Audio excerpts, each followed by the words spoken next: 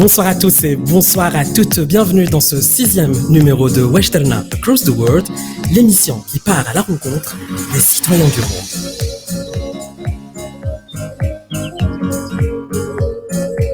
Alors, Lyoum, une question, qu'est-ce que vous connaissez de l'Ukraine? Est-ce que c'est un pays qui vous paraît familier? Est-ce que c'est un pays qui est lointain? Est-ce que c'est quelque chose comme ça, ou là, on va essayer d'en savoir un peu plus, puisque Lyoum, j'aurai l'occasion de recevoir un invité qui nous vient de Kiev, de la ville de Kiev, باش نتعرفوا un peu plus على هذا الشخص ونتعرفوا un peu plus على هذه المنطقة. En attendant, comme chaque semaine, on commence avec les bonnes nouvelles de la semaine dans notre pays et dans le pays de l'invité. La bonne nouvelle ou l'événement positif en Algérie de la semaine, c'est pour les amateurs de la littérature en Algérie, puisqu'il y a la sortie de l'ouvrage du 5e ouvrage de Abderrahman Yafsah, intitulé Tikli, la marche, premier roman, qui parle du printemps noir du 14 juin 2001 et qui mêle fiction et témoignage. Alors, la bonne nouvelle ou l'événement positif en Ukraine cette semaine, c'est en fait ça a été annoncé, c'est la sortie du 7e album du groupe Metal Course, intitulé Where the World Acquires Eternity. Il est dédié aux événements qui se sont déroulés en 1930 dans la ville natale du groupe Kharkiv, j'espère que je le prononce bien, et qui est connu comme étant la renaissance culturelle ukrainienne. Bien sûr, comme chaque semaine, tahiyya thawriya li khawtina fil ahbas, nos encouragements aux détenus ainsi qu'à leurs familles. Et j'en profite également pour présenter mes condoléances aux proches de Ayoub à Kinzawatin dans la wilaya de Taman Rasset. Rabbi yarhamou wa Allah yahfid baladna inshallah.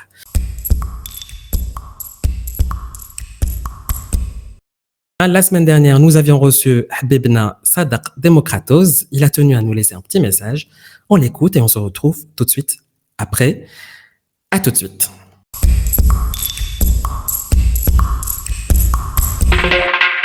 Salam alaikum tout le monde. Encore une fois, معكم Sadaq Demokratos sur Wajderna.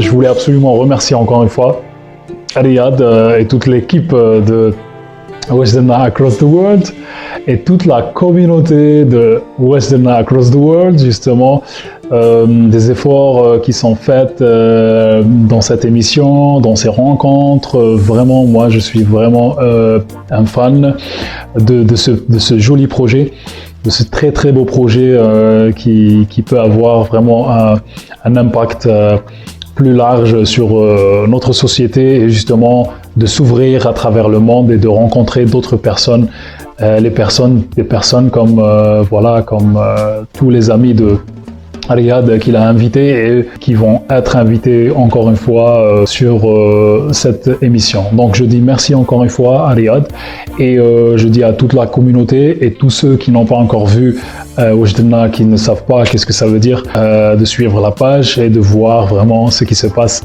parce que vraiment c'est très très intéressant et c'est très inspirant. Merci beaucoup encore une fois. Ciao.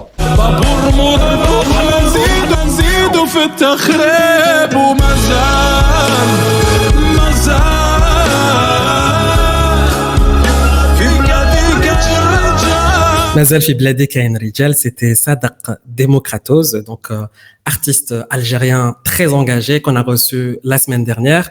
Il est au Sénégal en ce moment, qui est très proche de l'Afrique et de son africanité, et que j'ai été honoré de pouvoir recevoir l'émission semaine les fêtes. Voilà, sans plus tarder, comme chose promise, chose due. Donc là, Rani, j'ouvre les questions, les commentaires. Salam alaikum, c'est quoi le thème? Le thème ce soir, c'est que on va recevoir, en fait, le principe de l'émission, il est simple. Cool semaine, on va recevoir un jeune ou on va recevoir un citoyen étranger, باش نتعرفوا شوية عليه, باش نتعرفوا على ثقافة تاع بلادو, باش نتعرفوا على كيفاش comment ça se passe dans son pays, ويحكي لنا شوية على بلادو, نحكي له على بلادنا.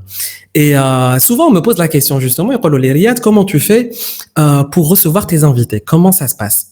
Comment tu les rencontres, etc. Et en fait, ce qu'il faut savoir, c'est que Kain, comment dire, différentes manières. Kain عباد اللي نعرفهم directement, que j'ai pu rencontrer au cours de mes voyages ou au cours d'une rencontre في الجزائر ou في الخارج, etc.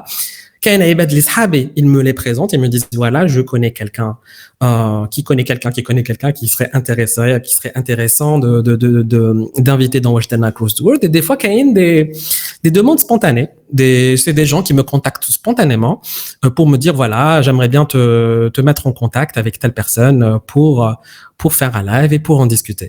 Donc bon, cette semaine, j'ai été contacté spontanément par un jeune qui s'appelle Khmissi, qui est algérien et qui m'a mis en contact et qui m'a présenté une personne qui nous vient d'Ukraine et qui vient de s'afficher, qui vient de Kiev. Donc je lui donne le dos. Dmitri, il s'appelle Dmitri, il habite à Kiev. Dmitri, bonsoir. Assalamu alaikum tout le monde. Ahla, comment vas-tu? Ça va, merci. La baisse. Et toi, écoute, comment ça va? Écoute, moi ça va bien. Je suis très content de pouvoir te recevoir dans Wesh Derna Across the World ce soir. Alors, excuse-moi. Donc, je vais me désafficher et me réafficher juste pour me mettre de l'autre côté pour ne pas perturber les gens. À tout de suite. Hop. À tout de suite. Pendant que Riyad il fait ça, moi je tenais à le remercier. Voilà, Riyad, t'es de retour. Donc je te remercie de m'accueillir dans ton émission. Puis c'est un plaisir de pouvoir échanger avec des gens qui se trouvent pas si loin que ça, mais quand même dans un pays qui est pas trop connu chez nous. Et je pense que l'Ukraine n'est pas trop connue chez vous non plus. Donc ça va être très très intéressant. Alors Dmitri, ce qu'il faut savoir, c'est qu'il y a un point commun en fait qui existe entre l'Algérie et l'Ukraine en ce moment. C'est que il y a des articles qui sont sortis récemment et qui disaient que l'Ukraine allait pouvoir accueillir les Algériens sans visa, comme par hasard. Et ce qui est marrant, c'est que j'ai lu cet article et j'ai eu cette information le jour où je t'ai rencontré, le jour où on avait fait un petit call avant de pouvoir faire cette émission, il y a 2 semaines environ. Et en fait, le jour où j'ai fini la discussion avec toi, je vois l'article passer qui dit que finalement les autorités ukrainiennes allaient autoriser les voyages, les déplacements des Algériens vers l'Ukraine sans visa, ce qui est déjà une bonne nouvelle et ce qui nous permettra aussi de connaître ton pays. Voilà, tu vois, il n'y a pas de hasard, comme on dit. Donc, il n'y a pas c'est pas pour rien que tu es tombé sur cet article en ce moment-là, quoi. Je pense. Alors, Dmitro, toi, juste pour te présenter brièvement, tu es né dans une petite ville à l'ouest de l'Ukraine. Tu habites depuis 24 ans dans la capitale, à Kiev. Je prononce bien, je ne sais pas si je prononce bien, c'est Kiev? Alors, t'as 2 versions. T'as la version russophone, on va dire, et ukrainophone. Parce qu'en Ukraine, on parle les 2 langues. Et donc, tu as la version russophone qui est effectivement Kiev et qui est héritée un peu du temps de l'Union soviétique, tu vois, du temps de la grande époque, entre guillemets. Et tu as la nouvelle version, plutôt ukrainienne, qui est Kiev, si je prononce bien en ukrainien, qui est Kiev. Et donc, on écrit en lettres, parce qu'en Ukraine, c'est l'alphabet cyrillique. Et donc, en lettres latines, ça donne K-Y-I-V. Donc, tu peux faire les 2, il n'y a pas de problème. Kiev ou Kiev? Kiev, ouais. Kiev, ok, c'est noté. Bon, alors, comme tu le sais, Dmitro, donc nous, dans Wesh Derna, alors Wesh Derna à la base, comme je te l'ai expliqué, c'est un média que j'ai lancé il y a 3 ans, dans lequel je partais à la rencontre à la base de la jeunesse algérienne. Pour apprendre à en savoir un peu plus sur elle, pour montrer la jeunesse algérienne autrement, différemment, par rapport à sa compétence, par rapport à ses aspirations, par rapport à ses rêves, par rapport à ses passions, qu'est-ce qu'elle pourrait apporter à la société. Il était important pour moi de montrer la jeunesse algérienne autrement parce que on souffre souvent de clichés, d'idées reçues, d'images qui n'est pas forcément à la hauteur de nos espérances ou qui ne nous représentent pas forcément comme on le souhaiterait. Je pense qu'en Ukraine, c'est aussi le cas. Du moins en termes d'idées reçues, etc. Et donc là, au fil du temps, j'ai voulu lancer et élargir l'aventure Wesh Derna vers le monde. Vu qu'on était en plein confinement, vu qu'on était en période de Covid-19, on était recroquevillés sur nous-mêmes et je me suis dit, tiens, c'est l'occasion ou jamais de s'ouvrir sur le monde et de briser les tabous, de briser les frontières, de briser les murs et d'aller à la rencontre de personnes comme toi. Alors toi, comment tu vis ton Covid-19, ton Covid-19 en ce moment? Comment ça se vit en Ukraine? Eh ben, écoute, c'est une très bonne question, très complexe quand même, parce que nous, en Ukraine, on a été, enfin, je ne peux pas dire épargné, mais comparé à certains pays, on a eu assez peu de cas, assez peu de décès, heureusement. On a eu le confinement, mais le confinement a été, on va dire, plutôt souple, quoi, plutôt cool, si je peux me permettre. Donc tout était fermé, il n'y avait pas de transport, il n'y avait pas d'avion, il n'y avait pas de train, etc. Il n'y avait pas de transport en commun dans les villes, mais tu pouvais sortir dans la rue, tu pouvais te promener, tu pouvais prendre ta voiture, tu pouvais te déplacer dans le pays sans pratiquement Ouais. aucun problème. Donc ça c'est quelque chose qui a été, donc ça c'est le côté positif. Moi, j'ai eu de la chance de vivre le gros du confinement à l'extérieur de Kiev chez la belle famille. Et donc ça, c'était bien, ça c'était top parce que Kiev, c'est quand même une grande ville et parfois ça devient fatigant. Elle est tellement grande qu'elle devient fatigante. Donc en fait, j'ai profité de la campagne pendant le confinement. Et j'ai profité de la famille, bon, tout en travaillant, bien entendu, mais voilà. Et maintenant, donc, c'est le déconfinement et sauf les restaurants qui sont fermés encore à l'intérieur, mais il y a déjà les terrasses. Bon, il n'y a pas les concerts, il n'y a pas il y a pas les piscines, tout ça. Mais à part ça, tout fonctionne et les rues sont pleines de monde, plein de voitures, etc. Donc la vie reprend quelque part son cours normal. Mais on est quand même loin encore de la réalité d'il y a 3 mois, quoi. Bon, alors, j'en profite pour saluer toutes les personnes qui nous suivent en ce moment. N'hésitez pas à partager le live parce que, comme vous le savez, les notifications n'arrivent pas forcément à tout le monde. Donc, plus vous partagerez, plus vous ferez connaître l'initiative, plus vous ferez connaître les profils que nous sommes que nous sommes en train d'essayer de rencontrer. Et bon, toi, Dmitro, qu'est-ce que tu fais dans la vie, tiens? Même si j'aime pas trop cette question, mais quelles sont les principales activités que tu fais et que tu aimes dans ta vie? Pourtant, c'est une bonne question parce que c'est important de savoir ce que ton interlocuteur fait dans la vie. c'est plus facile après de construire une conversation. Donc moi, j'ai plusieurs activités. En fait, je suis entrepreneur depuis 8 ans. Mon activité, je dirais pas principale, mais j'en ai 3 déjà, des activités principales. Donc une de mes activités principales, je vais commencer par la plus professionnelle en termes de business. Donc c'est un petit groupement d'entrepreneurs ukrainiens, mais aussi un peu français. Et puis on est ouvert à d'autres opportunités, avec une mission qu'on a d'accompagner les entreprises ukrainiennes à l'export. Donc, pour l'instant, on est spécialisé sur la France, mais ça s'est fait un peu historiquement parce que moi, j'ai appris le français depuis le bas âge, j'ai fait des études à l'université, etc. Mais on est ouvert aux autres destinations et l'Algérie, c'en est une d'ailleurs. Et j'ai quelques projets en cours avec votre beau pays que je connais malheureusement pas encore. Que j'ai pas encore visité, mais c'est un projet qui sera réalisé un jour. Donc voilà, ça c'est la première activité.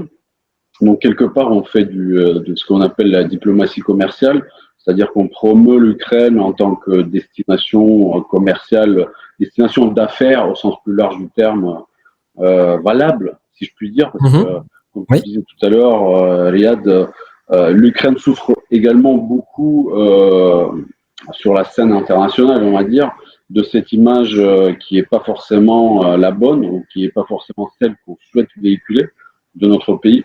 Donc on fait ça, on essaye de prêcher la bonne parole partout où on va, notamment en Europe, en disant que l'Ukraine c'est un pays où on peut faire des affaires s'il y a des gens qui sont sérieux, il y a des gens qui sont transparents, il y a des gens qui sont professionnels, etc. Donc ça c'est une activité. La deuxième activité, c'est je suis producteur de miel. Donc c'est une petite entreprise familiale que j'ai créée il y a 4 ans avec mes 2 cousins.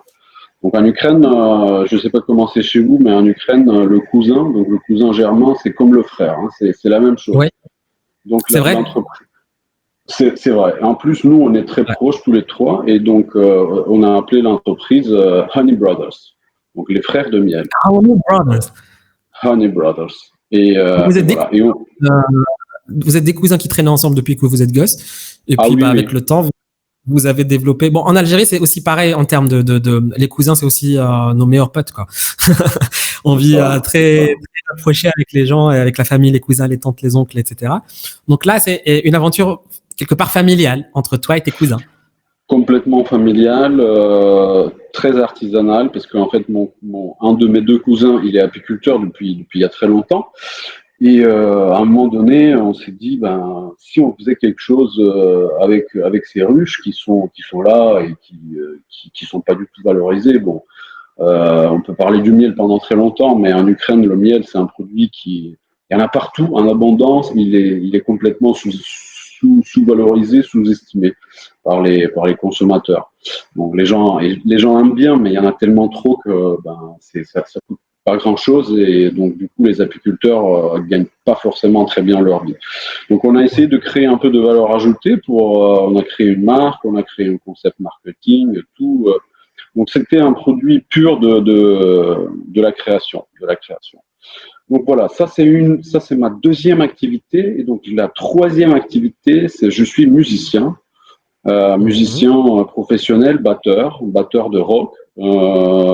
Donc ancien, pas tout à fait ancien, mais presque ancien membre du célèbre groupe ukrainien qui s'appelle Haidamaki. Donc j'ai vu la petite Haidamaki. Justement, regardez un petit extrait J'ai vu justement voilà, que tu avais affiché la petite vidéo. Et aujourd'hui, ben, cofondateur de notre projet musical qui s'appelle Harmat, et dont je porte le t-shirt ce soir. Très bien. Alors, on va regarder un petit extrait du clip, d'un des clips de Haidamaki. Okay. Où on ne me voit pas d'ailleurs. Où on ne te voit pas, mais dans lequel on t'entend. et on se retrouve juste après, histoire de faire découvrir le groupe de notre ami Dmitro. Allez, à tout de suite. Je cherche.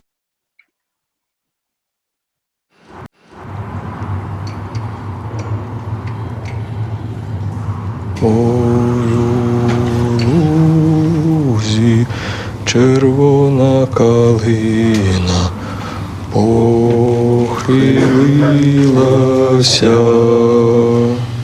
За что вы воевали? За вольную Украину? Нет такой страны на карте мира. Страна, которая есть на карте, это Союз Советских Социалистических Республик.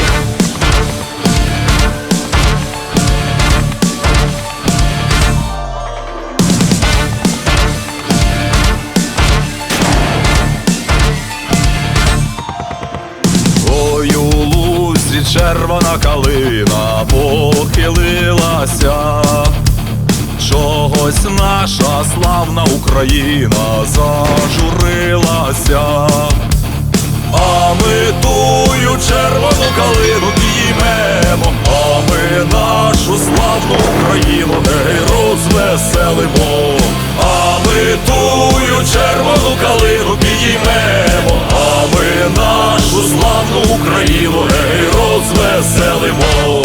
Гражданин Червоный намучается с нами. Начальник, у них до сих пор война. Не хилися, червона калина, маєш білий цвіт. Не журися, славна Україна, маєш вільний рід. А ми тую червону калину підіймемо, а ми нашу славну Україну гей розвеселимо. Все вы хохлы против советской власти.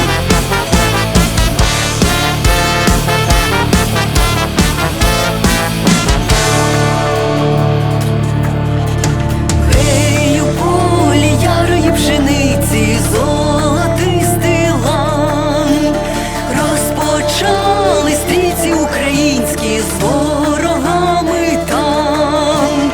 А ми тую ярою пшеницю і зберемо, а ми нашу славну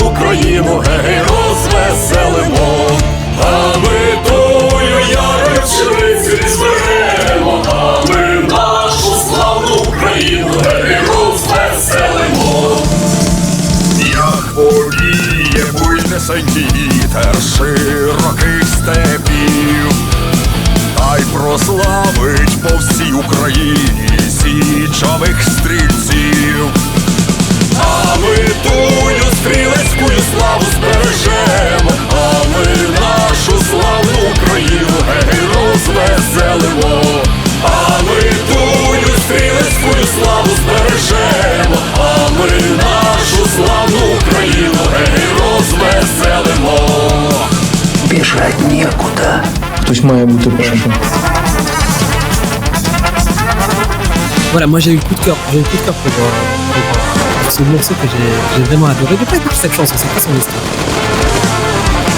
Alors c'est une chanson qui est devenue l'hymne de l'armée ukrainienne du début du XXe siècle, quand l'Ukraine avait résisté à l'envahissement bolchevique, donc communiste. Et donc cette chanson était l'hymne de l'armée ukrainienne. Et la vidéo qu'on a regardée, en fait, c'est un film. Et cette chanson, donc notre reprise, notre interprétation de cette chanson, elle a été choisie, retenue comme soundtrack pour ce film. Qui parle de la résurrection des rebelles ukrainiens dans les goulags. Donc, les goulags, je ne sais pas si tu es au courant, alors les goulags c'était du temps de l'Union soviétique, c'était des camps de concentration pour des prisonniers politiques notamment. Et donc il y avait plusieurs Ukrainiens qui étaient là parce que nous les Ukrainiens on est assez indépendantiste, si tu veux, surtout quand il s'agit de nos relations assez compliquées avec la Russie. Donc ça a toujours été une histoire de conflit, notamment pendant l'Union soviétique. Et voilà. Et donc la chanson, elle a bien trouvé sa place dans ce film. Alors, donc du coup, j'ai bien compris le contexte de cette chanson. Ça reste quand même un... Comment dire ? Quand je suis un peu ton parcours et ta musique et ce que tu as fait, tu restes quand même quelqu'un de très engagé, même à travers ta musique. Tout à fait. Je le suis et je l'ai toujours été en fait. Je ne sais pas pourquoi. Je me suis beaucoup intéressé à l'histoire depuis que je suis tout petit et cet intérêt à l'histoire, quand j'ai lu les bouquins d'histoire de l'Ukraine, ça m'a fait quelque chose et dès le départ, en fait, depuis que j'ai, je sais pas moi, 8, 9, 10 ans, je suis devenu quelqu'un de très engagé. Et je l'ai toujours été. Et à travers de tout ce que je fais, j'ai toujours essayé de transmettre cet engagement. Et justement, quand on a parlé avant l'émission de ce que ça voulait dire Weshderna, c'est quelque chose qui résonne très bien avec moi parce que justement, c'est la question qu'il faut que les gens se posent en Ukraine aussi. Enfin, partout dans le monde, à mon avis d'ailleurs. Mais nous, c'est pareil. Voilà, donc j'essaye, à travers mes différentes activités, j'essaye de montrer qu'il faut faire quelque chose, en fait, tout simplement. Voilà. Comment on dit Weshderna en ukrainien? Alors en ukrainien, on peut dire, si tu veux dire qu'est-ce qu'on a fait, c'est ça, qu'est-ce qu'on a fait, c'est що ми зробили, donc qu'est-ce que nous avons fait, що ми зробили. D'accord. Voilà. Ok, що ми зробили. Okay. Що ми зробили. Ou qu'est-ce que nous allons faire, ça peut vouloir dire ça aussi, si je ne me trompe pas, c'est ça? Tout à fait, ça peut dire aussi qu'est-ce qu'on va faire. Tout à fait. Qu'est-ce qu'on va faire? Alors, c'était juste à l'instant, donc ouais. Qu'est-ce qu'on va faire? Donc, qu'est-ce qu'on va faire en ukrainien? Ça va être що будемо робити. Що робимо? Qu'est-ce qu'on fait? Voilà. Donc c'est un message qui est très fort en fait. Et félicitations pour ce nom qui a été vraiment bien choisi. Bravo. Bah, écoute, merci à toi, Dmitro.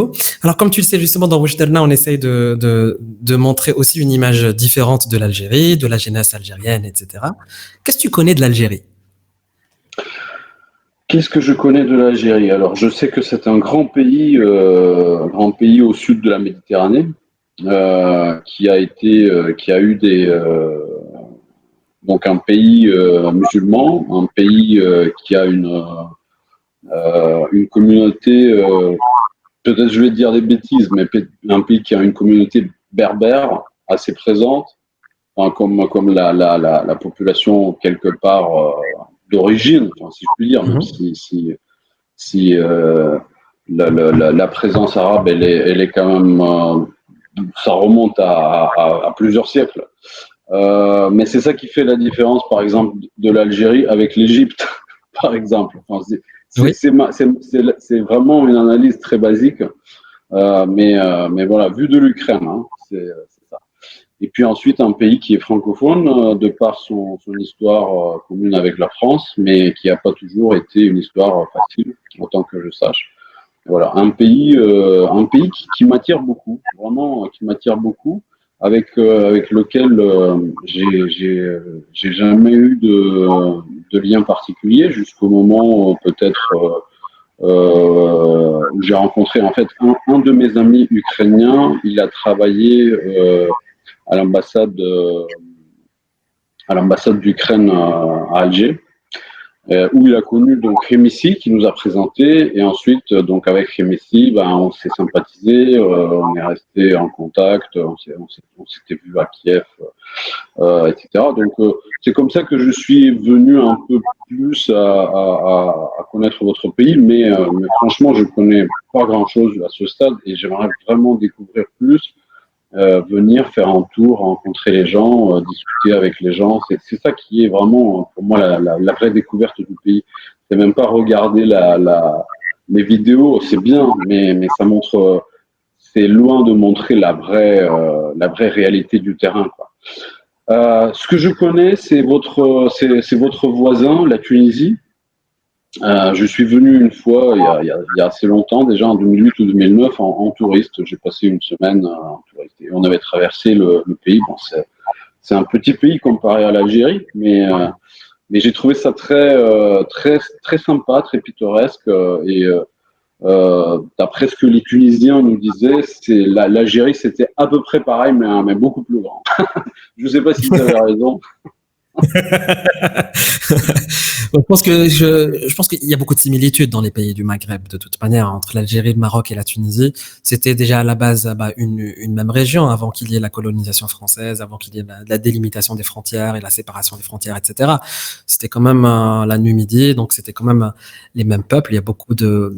On salue d'ailleurs nos amis tunisiens. Nous avons reçu il y a 3 semaines. Nous avons reçu un jeune Tunisien qui s'appelle Slim, très engagé lui aussi, qui fait partie d'une association qui s'appelle Mouraqiboun et qui depuis 2011, en fait, depuis la révolution, lui et son association et les membres de son association s'organisent pour observer les différentes élections. Donc, ça partait de l'Assemblée constituante tunisienne en 2011 jusqu'au présidentiel de 2019. Et aujourd'hui, ils ont un réel poids dans l'observation des élections afin de garantir une certaine transparence, en tout cas de déclarer éventuellement des choses qui seraient à l'encontre du transparence, etc. En tout cas, l'initiative était très intéressante. Et on salue Slim. Dans les pays aussi, on mange beaucoup. Donc, c'est quelque chose que je pense que d'un point de vue culinaire, ça rapproche les peuples et ça permet d'en connaître un peu plus sur les cultures. Moi, je vais te présenter mon amie Lily qui, chaque semaine, présente un menu pour nos invités. Elle t'a préparé un menu spécial que tu pourras préparé, qui fera partie de ton starter pack. On écoute sa petite chronique et on se retrouve tout de suite après. Tac. Je lui laisse juste le temps. Hi Dimitro, welcome to the Lily's Menus. Well, Lily, it's me, a lover of the culinary art, always ready to share good traditional Algerian recipes with you. Throughout this menu, I invite you to discover the Algiers region dishes. By the way, the capital Algiers is part of this beautiful region. So I will start this trip with makouda, a delicious potato pancakes or croquettes served as a hot starter to accompany the traditional Algerian soups, harira or shorba. The potatoes are boiled before mashing and adding garlic, parsley, pepper, cinnamon, and an egg to bind the potato. We form patties with the stuffing, roll them in the flour, and fry them on both sides. Algerian cuisine is extremely rich, and every word used to name a dish has meaning, in addition to a sense of humor. Some very old Algerian dishes have quite unusual names. For example, the main course, Sikran Tayah Fedrouj, is a traditional Algerian dish whose name is very original. His name in Algerian means the drunk guy tumbling down the stairs. It is a gratin made of meat, eggs, onions, and cinnamon. To end our meal with the sweet touch, I suggest you traditional cake served with a good mint tea. Boussoulet Messou is a purely Algerian traditional pastry prepared with roasted sesame seeds, lemon, orange blossom water, and icing sugar. This delicious diamond-shaped shortbread crumbles and instantly melts when it's put in the mouth. Since the cuisine awakens the senses and greatly reminds us of our relationship to love and beauty, Algerian women teach us the romantic and delicate method to grasp this pastry by naming it Boussoulet Messou of the Algerian dialect, which means kiss it without touching it. Kiss me hard before you go. Summertime sadness. Here is Dimitro. I hope that this little recording will have allowed you to discover some of our traditional Algerian dishes, and especially that they will have made you want to cook them in your kitchen. If you do, please don't hesitate to send us pics of videos of your dishes. Dimitro. See you soon. See you soon.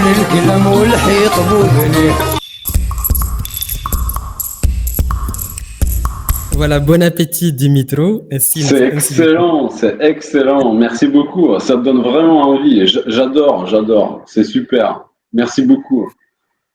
Merci beaucoup Lily pour la chronique. En fait, ce qui est très intéressant dans les plats, dans le menu que Lily a choisi, ce sont les noms insolites des plats. Boussoulet Messou, which means kiss it without touching it. Tu trouveras en tout cas le menu qui t'a été proposé, tu le trouveras dans ton starter pack. Donc à la fin de l'émission, on va t'envoyer un lien dans lequel tu trouveras un film algérien, un album algérien, un livre algérien et un musée algérien dans lequel tu as tous les détails pour préparer la recette, le menu de Lily. Et en espérant que tu puisses te régaler, que tu puisses que tu puisses l'essayer. Quel est le plat le plus emblématique en Ukraine? Alors, tu as quelques plats très emblématiques de l'Ukraine. Donc, c'est sans aucun doute la soupe de betterave qui s'appelle le borsch. Borsch. Ok. Borsch.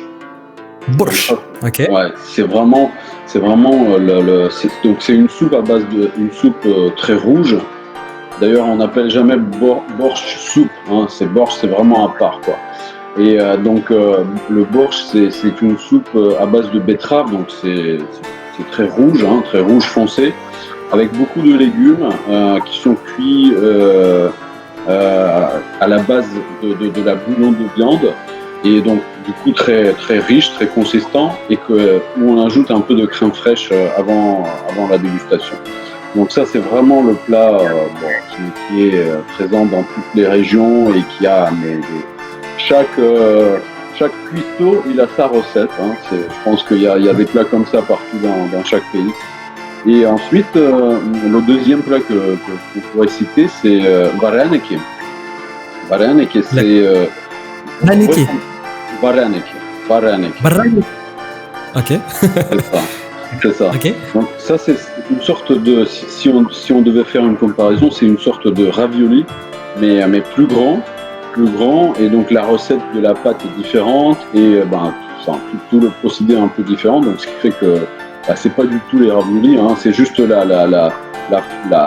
même pas la forme, mais le concept même de mettre quelque chose dans la pâte, emballer quelque chose dans la pâte qui est le même, mais sinon pour le reste c'est pas pareil. Et donc dans les vareniki, on met la viande, les patates, le chou, le fromage. Tu peux mettre aussi des cerises. Tu peux mettre plusieurs choses. Et donc ça, c'est top, quoi. Et toujours, ces plats, c'est toujours la mère qui les fait le mieux, en fait. C'est à qui le meilleur bourge? C'est celui de ma mère. Et c'est pareil. C'est comme un peu le couscous. Exactement. Nous, c'est le couscous. Justement, c'est marrant que tu dis ça. Quel est le rapport que les Ukrainiens ont avec leur mère? Ah bah ça, écoute, en Ukraine, on est très très famille. Très souvent, bon, ce qui n'est pas forcément une bonne chose, mais très souvent, les gens vivent avec leurs parents jusqu'à l'âge de plus de 20 ans. Tu vois.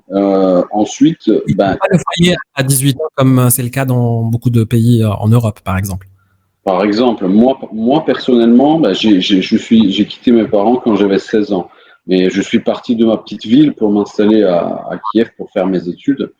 Donc ça, c'était c'est le cas de pas mal de monde, Étudiants. mais étudiants notamment, ouais, qui partent étudier ailleurs. Mais par exemple, ceux qui sont nés dans la capitale et qui font leurs études dans la capitale, il y a des chances qu'ils restent vivre avec leurs parents pendant le temps des études et tout ça. Et on garde une relation très très affectueuse et très étroite avec les parents, avec la famille en général, pendant toute la vie. Moi, j'appelle ma mère tous les jours. Comment ça va? C'est obligé, c'est bien, ça crée. Enfin, ça lui permet de rester informé, parce que des fois, elle me dit, ah, mais je te vois sur Facebook. C'est grâce à Facebook que je vois ce que tu fais, tu me racontes jamais rien. Je dis, maman, mais tu fais tellement de choses, je peux pas tout te raconter, c'est pas possible, quoi. C'est juste manque de temps. C'est ça. Voilà. C'est ça, mais... Tu sais, qu'en Algérie, la maman occupe une place très importante dans le cœur de chaque Algérien. Je pense que c'est la première femme de notre vie, et c'est celle qui nous épaule, celle qui nous accompagne, celle qui nous comprend, celle qui nous tolère, celle qui nous accepte, celle qui nous engueule, mais qui en même temps nous offre tout ce qu'elle a. Et j'en profite pour saluer toutes les mamans, pour rendre hommage à toutes les personnes qui ont perdu leur maman aussi. En tout cas, voilà, la maman en Algérie, tout comme en Ukraine, visiblement occupe une place vraiment, vraiment très importante. Et j'ai l'impression que la société ukrainienne, en tout cas, est très dans le... Comment dire? Il y a un côté très, bizarrement, très méditerranéen dans les rapports avec les... En fait, si tu veux, nous, on est un pays qui est situé donc au bord de la mer Noire, donc au nord de la mer Noire.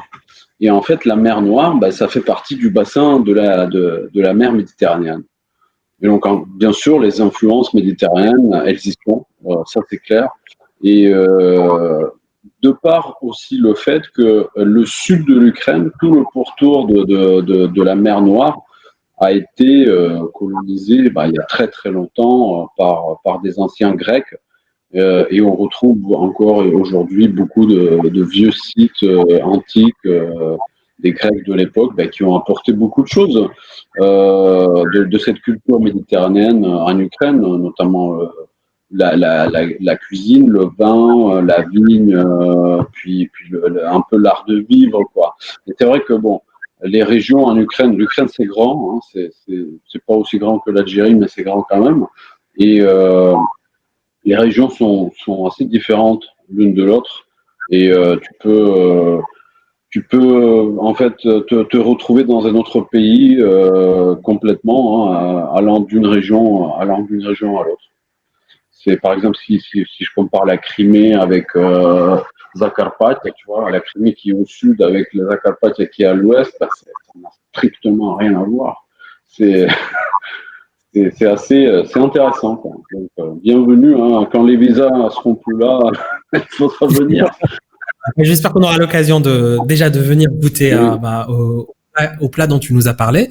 Et puis, je dis ça, je dis rien, hein, mais tu fais partie d'un groupe, vous tournez des clips. L'Algérie peut faire partie des pays dans lesquels vous pourrez tourner des clips et dans lesquels on vous servira du Skran Taïf Droj et du Boussou Letmsou avec grand plaisir. Merci beaucoup. Je note cette invitation, j'en prends bonne note et on reviendra au sujet au moins quand il y aura les vols. Ça, c'est sûr. Inch'Allah, espérons. Inch'Allah. On reprendra une vie normale. Alors, j'ai une photo de toi que j'ai retrouvée un peu en fouillant un peu dans ton Facebook. Explique-moi, c'est quoi ce délire? Hop. Fais voir. Ouais. Ah. Alors, donc, je suis pas militaire. J'ai pas fait la guerre. Par contre, ça, c'est la photo qui a été prise quand on a été avec Haïdamak et donc avec mon groupe à l'est de l'Ukraine au début, en 2014, au début de la guerre, ce qu'on appelle la guerre, la guerre, comment on dit déjà, la guerre avec la Russie, en fait, la guerre qui a qui s'exprime de plusieurs manières. Et donc, en fait, on était là pour jouer pour les militaires. Et après le concert, j'ai essayé un peu la tenue militaire d'un des gars qui était en train de nous écouter. Et donc, je me suis pris en photo. D'ailleurs, tu vois que j'ai pas la tenue militaire parce que je suis en short, ce qui se fait pas en armée. Justement, pour expliquer un peu aux gens qui nous suivent, qui ne connaissent peut-être pas un peu réellement l'histoire de l'Ukraine. L'Ukraine a vécu, en tout cas dernièrement, pendant les années 2000, deux révolutions. La révolution de 2004 et la révolution de 2014. Ça ne va pas forcément toujours très bien avec la Russie aussi dans tout ça. Est-ce que tu peux un peu nous éclairer sur la révolution ukrainienne 2004-2014? Donc, en fait, ce qui se passe, c'est un très grand sujet. Je vais essayer de faire court et pour être le plus clair possible, le plus précis possible. Donc, en fait, donc l'Ukraine a été colonisée par la Russie il y a très longtemps. Donc, on a fait partie, pas toute l'Ukraine, parce qu'il y a certaines parties de l'Ukraine qui ont fait partie d'autres empires à l'époque, comme l'Empire austro-hongrois ou la Pologne par exemple. Ou d'ailleurs, je vois une question dans le chat, les Ottomans, exactement. Donc le sud de l'Ukraine, notamment la Crimée, ça a fait partie de l'Empire ottoman. C'est très juste. Et donc l'Ukraine a été quelque part partagée entre les différentes influences. Donc les Ukrainiens ont vécu dans les États qui étaient complètement différents, sans avoir de notre propre État en fait. Et donc en Union soviétique, l'Union soviétique qui a été la formation communiste qui a duré plus de 70 ans chez nous. Donc ça a complètement bousillé notre culture, notre identité, notre histoire. Tout ce qu'on pouvait bousiller a été bousillé. À partir de la cuisine jusqu'à l'architecture, complètement. C'était vraiment une période très très néfaste pour le pays. Et donc, après la chute de l'Union soviétique en 91, l'Ukraine est devenue un État indépendant très vite. Tout seul, comme ça s'est fait, je ne dis pas du jour au lendemain, mais ça s'est fait assez facilement, alors que l'Ukraine avait mis, le peuple ukrainien avait déployé beaucoup d'efforts par le passé pour avoir cette indépendance, mais on n'avait jamais réussi. Jusqu'en 91, quand c'est venu tout seul. Enfin, tout seul, entre guillemets, mais c'était, voilà. À cause de la chute de l'URSS. C'est ça. Ok. 91. Et donc, par contre, ce qui s'est passé après 91, c'est que la Russie, qui a été quelque part l'initiateur à l'époque de la création de l'Union soviétique, pas quelque part, mais complètement, de la création de l'Union soviétique, est un peu le peuple qui dominait les autres, qui clairement dominait les autres. La Russie a continué à mettre la main sur l'Ukraine, donc sur tous les plans, sur le plan politique, bien sûr, sur le plan économique, sur le plan culturel, sur tous les plans. Donc la Russie a continué à garder cette influence qui était hyper présente partout. Donc, tu as encore beaucoup de gens qui parlent russe. Tu peux entendre parler la musique russe. Bon, aujourd'hui, c'est moins, hein, mais à l'époque, il y avait que ça. Donc, si tu veux, l'identité ukrainienne, elle était vraiment cachée derrière quelque chose. Et ben, ça a continué donc l'Ukraine a duré dans les années 90 en tant qu'un État, mais complètement dépendant de la Russie. Ben, Qu'est-ce que ça veut dire dépendant de la Russie, dans quel sens? Dans tous les sens, en fait, dans tous les sens, économiques, politiques. Donc tous les présidents de l'Ukraine, on pourrait aller jusqu'au ministre et jusqu'au encore fonctionnaires du niveau plus bas. Enfin, c'était vraiment tout influencé par la Russie, et la Russie avait vraiment ses intérêts en Ukraine. Ben, comme je disais, sur tous les plans. Donc, il fallait absolument que tout le monde parle russe. Donc, il n'y avait pas de musique ukrainienne, très peu en tout cas. Il y avait des périodes où il y en avait un peu plus, il y avait des périodes où il y en avait un peu moins, mais il y avait très peu de musique ukrainienne. Les gens parlaient très peu ukrainien dans les grandes villes. Bon, dans les villages, on parle ukrainien d'habitude, mais dans les grandes villes, on parlait que russe. Tu pouvais pas voir de théâtre en ukrainien, tu pouvais pas voir de cinéma en ukrainien, tu pouvais pas voir de bouquins ou de journal en ukrainien. Donc tout ça, voilà, c'était vraiment la présence, la colonisation, quoi, telle quelle, moderne.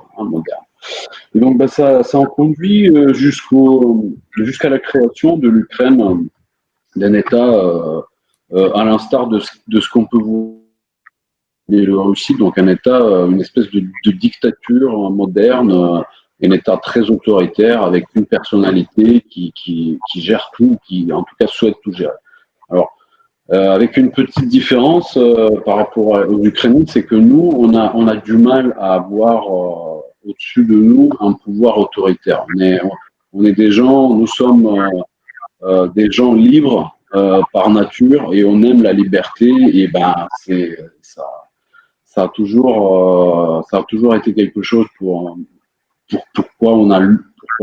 laquelle on a lutté, en fait. Et donc du coup, en 2014. Pardon Dimitro, juste pour si j'ai bien compris, pour résumer. Donc l'Ukraine a eu son indépendance en 1991 avec la chute de l'Union soviétique. La présence la culture russe et russophone était très présente en Ukraine pendant de nombreuses années après l'indépendance. Il y avait pas, donc, l'identité ukrainienne, on la ressentait pas forcément. Il y avait pas forcément de musique ukrainienne. On pouvait pas aller au théâtre, voir des pièces de théâtre en ukrainien. Tout était en russe. Et en plus de ça, il y avait une dictature qui s'était installée pendant ces années sur un peuple qui se définit comme étant libre et qui ne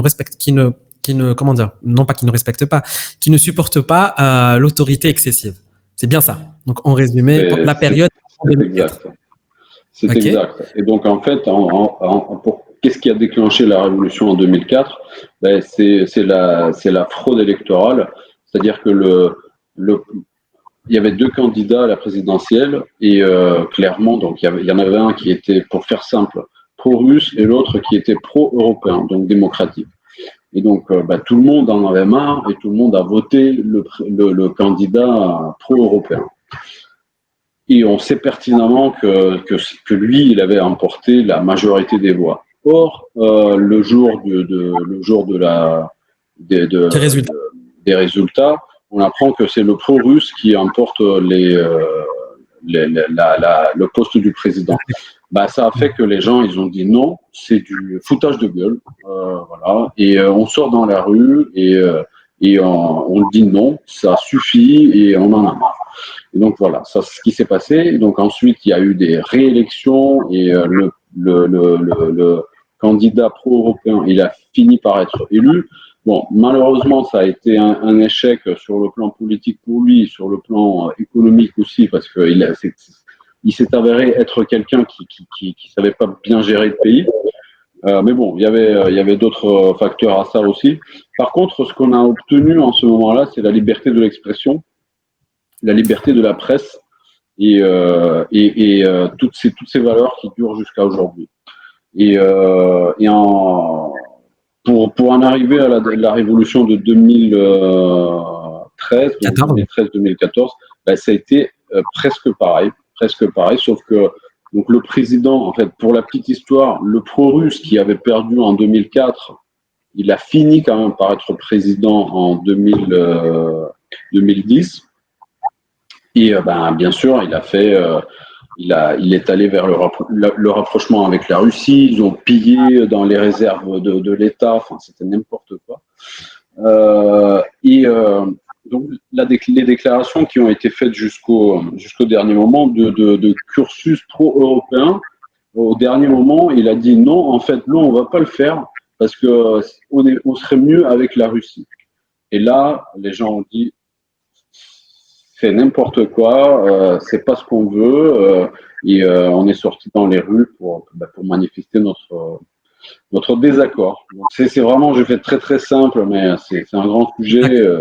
Quiconque souhaite que je lui explique un peu plus, n'hésitez pas à me contacter. C'est avec grand plaisir que je partagerai toutes ces impressions. En parlant d'indépendance et en parlant de dictature et en parlant de liberté, en parlant de tout ça, on va faire une petite pause cinématographique. Je vais te montrer la bande-annonce d'un film qui fera partie de ton starter pack et que tu pourras découvrir. C'est un film du réalisateur algérien Lies Salem qui s'appelle L'Oranais. Donc, je te fais découvrir la bande-annonce et tu vas essayer de réagir juste après ou on va faire quelques commentaires. Allez, ok? Alors, ça marche. Je lance et on se retrouve tout de suite après.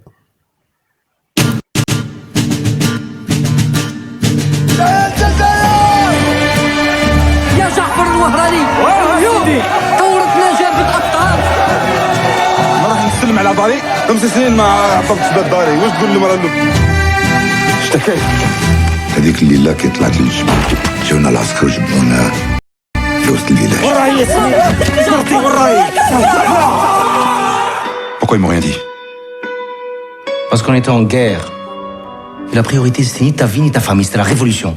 L'Oranais avant la guerre était mon ami et j'espère qu'il le restera.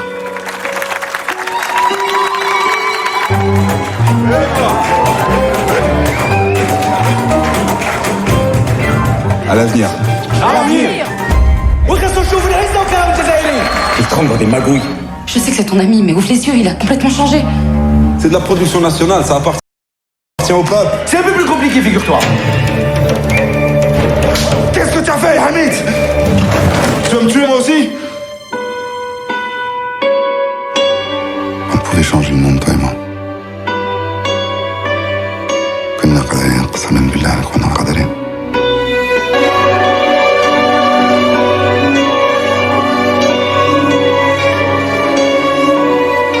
Voilà, c'était le film, enfin la bande-annonce du film L'Oranais, réalisé par donc le réalisateur algérien Lies Salem. Alors, réaction, juste un petit commentaire comme ça de prime abord. Qu'est-ce que ça t'inspire? Qu'est-ce que ça m'inspire? Ça m'inspire déjà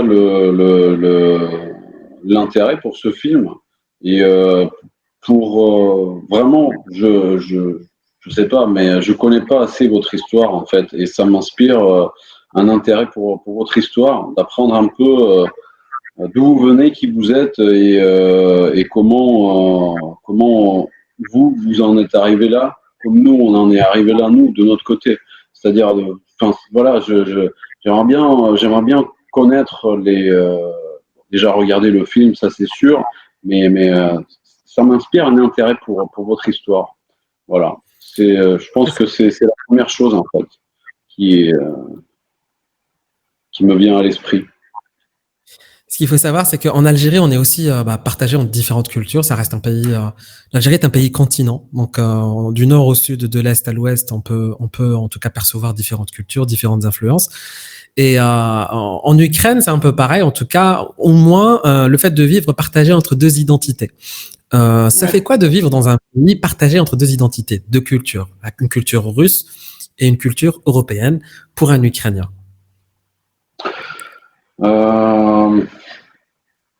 D'un côté c'est intéressant, de l'autre côté c'est compliqué parce que on a vécu pendant tellement longtemps dans ces différentes cultures que parfois on n'arrive pas à s'entendre.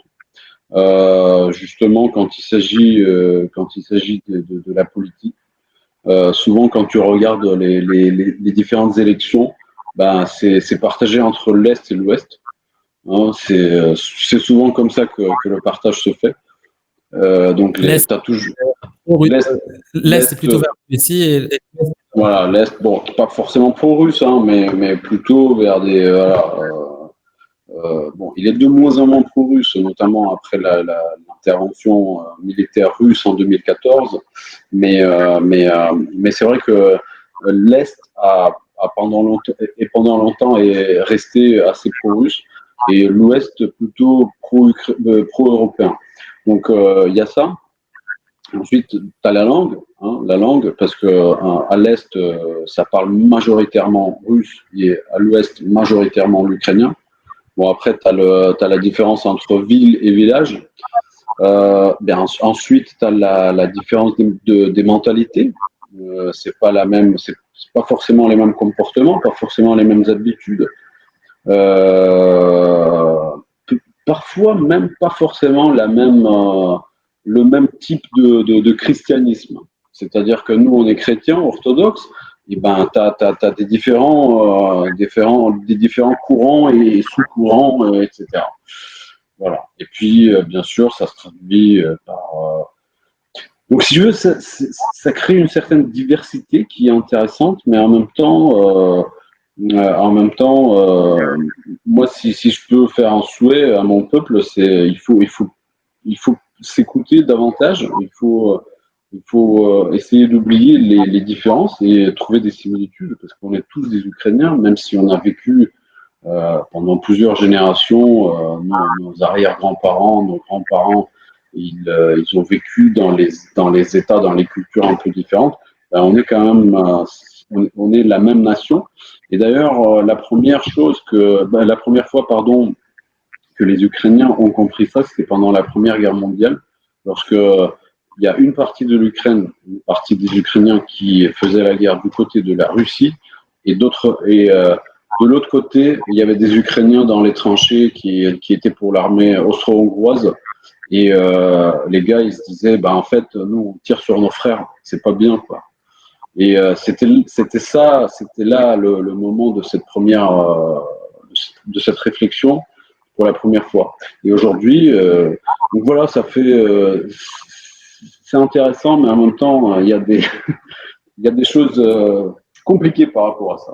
Voilà. Justement, par rapport à ces choses, excuse-moi, est-ce que les choses compliquées que vous avez par rapport à ça, est-ce qu'il y a il existe une scission par rapport à la langue ukrainienne et la langue russe, aujourd'hui? Alors, de moins en moins. Avant, oui, beaucoup. Par exemple, moi, je suis ukrainophone d'origine, donc je suis né dans une petite ville à l'ouest de l'Ukraine où on parle ukrainien. Quand je suis arrivé à Kiev en 96, ici à Kiev, quasiment personne ne parlait ukrainien. Donc si tu parlais ukrainien dans les rues, les gens te regardaient avec les yeux grands ouverts. Alors, c'est qui ce gars-là? Il sort d'où, ce paysan, etc. Aujourd'hui, donc il s'agissait même pas pour un russophone de passer à l'ukrainien lorsque je m'adressais à un ukrainien à lui. Bon, bien sûr, après ça m'a permis de perfectionner mon russe, si tu veux. Mais aujourd'hui, par exemple, je parle qu'un ukrainien, ou pratiquement, et je vois de plus en plus de gens parler ukrainien, et puis les russophones changer vers l'ukrainien lorsque je m'adresse à l'ukrainien à eux. Donc il y a de moins en moins de divergence par rapport à la langue, et de plus en plus de compréhension de la part des uns et des autres par rapport à la langue. Mais moi, ce que j'essaie de promouvoir, c'est la culture ukrainienne, notre culture de base, parce que c'est bien de parler plusieurs langues, parler le russe, parler le français, etc. Mais un ukrainien, tout le monde comprend l'ukrainien. Il y en a beaucoup qui ne souhaitent simplement pas le parler parce qu'ils considèrent que c'est trop compliqué ou qu'ils ont la barrière de langue. Il y en a encore qui pensent que c'est une langue des paysans. Enfin, c'est le cas, mais c'est aussi la langue des artistes, c'est la langue des gens de création, c'est la langue de la jeunesse, Voilà, c'est ça qu'il faut comprendre. Donc on essaie de promouvoir ça à travers nos différentes actions et tout simplement en parlant ukrainien. Voilà. Tu parlais de la jeunesse et ça me permet de clôturer tout ça. Vers quoi à quoi aspire ou vers quoi se dirige la jeunesse ukrainienne selon toi? Quelles sont ses attentes? Si tu veux, depuis 2014, beaucoup de choses ont changé en Ukraine, au mieux. Il y a vraiment beaucoup d'initiatives au niveau de la jeunesse, beaucoup d'initiatives d'entrepreneuriat, beaucoup d'initiatives au niveau de la création. Il y a énormément de nouvelles choses qui se créent, ne serait-ce que par exemple des nouvelles marques de mode, des produits alimentaires. Nous, c'est notre cas, par exemple. Notre entreprise de miel a été créée en 2016. Nous, on a surfé aussi sur cette vague. Beaucoup de nouveaux groupes de musique, des nouveaux théâtres, des nouveaux artistes, des peintres, des chanteurs. Donc, en fait, la plus grande aspiration de la jeunesse en Ukraine, à mon avis, c'est la possibilité de s'exprimer, c'est la possibilité de se montrer, la possibilité de se manifester et de se faire entendre, de se faire écouter. Et aujourd'hui, en Ukraine, même si ça reste compliqué parce que, bon, il y a le contexte, il y a le Covid, etc. aussi, mais tout n'est pas facile, même si c'est vrai qu'on a cette liberté de l'expression, on a la liberté de l'homme, elle est là, c'est vrai. Mais tout n'est pas si facile que ça. Mais aujourd'hui, à la différence avec les années d'avant la Révolution, notamment en 2014, aujourd'hui, cette possibilité de s'exprimer, elle est là. Donc, il faut juste être à l'initiative de cette expression. Donc, il faut vouloir s'exprimer, il faut s'exprimer. Et moi, si je peux passer un message à mes compatriotes à travers ton émission, Riyad, c'est allez-y, exprimez-vous, mais peut-être c'est aussi un message à la jeunesse algérienne. Exprimez-vous, il faut s'exprimer, il faut créer, quoi. Il faut se lancer parce que si on fait que attendre, rien ne se passera. Et Wesh Derna, c'est la bonne question à se poser. Dmitro, merci beaucoup pour ton témoignage, pour ton temps précieux, parce que rappelons qu'il est quand même 1h du matin, 1h10 du matin chez toi, qu'on a commencé. C'est le vendredi chez nous. Mais tu bosses toi le vendredi, non? Tout à fait, ouais. Tout à fait. Voilà, ce n'est pas forcément notre cas, donc on va te libérer. Un dernier mot, qu'est-ce que tu aimerais dire à la jeunesse algérienne, à la jeunesse ukrainienne, à la jeunesse du monde pour créer des ponts, pour créer des liens entre les peuples? Eh ben, écoutez, moi je pense qu'il faut s'intéresser les uns aux autres. Ce qui est précieux dans ce monde, c'est de découvrir les autres cultures, c'est de découvrir les autres gens, c'est de découvrir les films que les autres font, les plats que les autres font, les musiques que les autres font, et d'essayer de faire ensemble, d'essayer de voyager, d'essayer de se rencontrer, de partager tout ça. Pour moi, la découverte, c'est quelque chose de précieux, vraiment de précieux, de tellement enrichissant. J'adore ça, et je pense que nous tous, on adore ça, mais peut-être qu'il y en a qui se rendent pas compte forcément de ce que ça peut apporter comme bonheur. Donc, moi, mon message, ce serait il faut créer, allez-y, créez vos entreprises, créez vos groupes, créez vos ateliers, créez vos associations. Il faut pas hésiter, il faut y aller parce que le temps est précieux, le temps passe très très vite et il faut pas attendre, il faut y aller parce que sinon un jour ça risque d'être trop tard. Et c'est le message tant pour la jeunesse en Ukraine et je pense que pour la jeunesse en Algérie c'est pareil. Donc allez-y, pour pas se poser la question, qu'est-ce que j'ai fait finalement de cette vie? Est-ce que j'ai fait quelque chose ou j'ai juste traîné et j'ai attendu le moment, mais je sais pas lequel, et après rien ne s'est passé. Donc allez-y. Feu. Tout à fait. Merci beaucoup, Yallah. Dimitro. Je rappelle que Dimitro donc est notre invité ce soir. Juste pour résumer, tu es né dans une petite ville à l'ouest de l'Ukraine. Tu habites depuis 24 ans à la capitale qui est Kiev. Tu es issu d'une famille de professeurs depuis plusieurs générations. Tu as étudié les sciences humaines à l'université linguistique de Kiev. Donc, tu es spécialisé en langue et littérature. Tu es entrepreneur. Tu es musicien professionnel et batteur. Membre du célèbre groupe ethno-rock ukrainien Hai Damaki. Et récemment aussi, tu fais partie d'un autre groupe rappelle-moi le nom. Harmata, voilà. T'as été tu as participé en tout cas de manière assez impliquée dans les deux révolutions. T'as vécu en tout cas les deux révolutions ukrainiennes en 2004 et en 2014. Le groupe Haidamaki donc s'est même déplacé chez les militaires pour jouer. C'est bien ça? Pour partager votre musique, pour leur donner de l'énergie. Donc, c'était aussi une manière d'encourager la révolution ukrainienne. Merci pour tes propos inspirants. T'es le bienvenu en Algérie à tout moment. Nous espérons pouvoir avoir l'occasion de te rencontrer. Prends soin de toi. Merci encore. Merci beaucoup. Très, très bientôt, Inch'Allah. Voilà. Moi, je salue l'ensemble de ceux qui nous suivent. Merci de nous avoir suivis dans ce live avec notre ami Dimitro.